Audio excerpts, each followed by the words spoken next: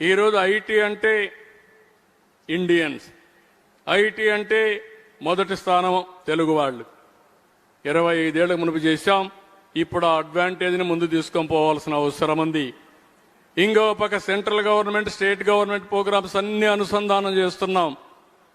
ఇప్పుడు ఏదైతే మీరు ఇక్కడ ఆధార్ అథెంటికేషన్ చేసి, ఫ్యామిలీ ఇంటిగ్రేషన్ చేసి, జియో ట్యాగింగ్ కూడా చేశాం. రేపు ఏదైనా వరద వస్తే కలెక్టర్లు ఎవరు ఎత్తుక్కునే పని లేదు. ఏ ఇంటికి నీళ్లు వాటర్ పంపించాలన్నా, ఫుడ్ పంపించాలన్నా డ్రోన్ దగ్గర పంపించి ప్రోగ్రామ్ చేసేసి, అంటే టెక్నాలజీ ఎంత మెచ్యూర్ అయిందంటే ఇవన్నీ ఎగ్జాంపుల్స్ మీకు. ఇంకో పక్కన ఏ యూనివర్సిటీ వస్తుంది, మెడ్టెక్ జోన్ పెట్టాం, డ్రోన్ సిటీ వస్తుంది. ఇక్కడ మీరు ఒకసారి చూస్తే వాట్సాప్ గవర్నెన్స్ ఇటీవల ఐటీ డిపార్ట్మెంట్ ఇనిషియేట్ చేసుకొని చేశారు. టుడే 503 సర్వీసుల్ని వాట్సాప్ గవర్నెన్స్లో ఇస్తున్నాం. ఆగస్టు 15కి 703 సర్వీసులు 100%. ఏ ఆఫీస్కి ఎవ్వరు పోయే పని లేదు, అన్ని వాట్సాప్లో ఉంటాయి. ఇది మీరు ఒకసారి చూస్తే ఎప్పుడూ జరగనటువంటి వినూత్నమైన ఆలోచన చేశాం.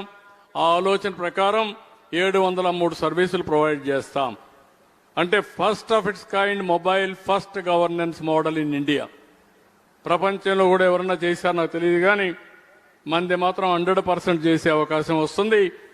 ఇందులో మీరు చూసినప్పుడు రియల్ టైం డేటా వచ్చి, హిస్టారికల్ డేటా ఉండి, ఏఐ అండ్ క్వాంటమ్ కంప్యూటింగ్ వాడి మళ్ళా రియల్ టైంలో వాట్సాప్లో మెసేజ్ పంపిస్తే డెసిషన్ని 99% ఎగ్జాక్ట్ డెసిషన్ కానీ ఇవ్వగలిగితే అది ఇంప్లిమెంట్ చేస్తే చాలు.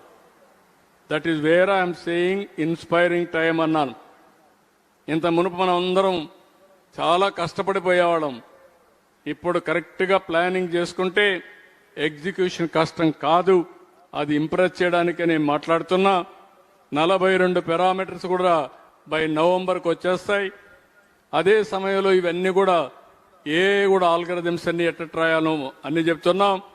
ఇప్పటికి 25 డిజిటల్ క్యాబినెట్ మీటింగ్స్ కూడా కండక్ట్ చేశాం. అదే మరి ఎక్కడికక్కడ మీరు చూస్తే రియల్ టైంలో డెసిషన్స్ తీసుకొని ముందుకు పోతున్నాం. ఇది మీరు చూసిన తర్వాత అసాధ్యం అనేది కాదు, ఏదైనా సాధ్యం. అయితే ఎవరైనా కానీ టెక్నాలజీలో ఇంకా వెనకబడితే ఫండమెంటల్గా ఆపరేషన్ పెద్ద కష్టం కాదు. ఆపరేషన్స్ వరకు మీరు నేర్చుకోగలిగితే మీరే ఆపరేట్ చేసే పరిస్థితి వస్తుంది.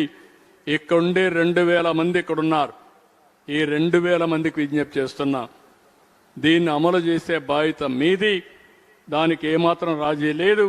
సమిష్టిగా ముందుకు పోదామని చెప్పి మిమ్మల్ని కోరుతున్నా.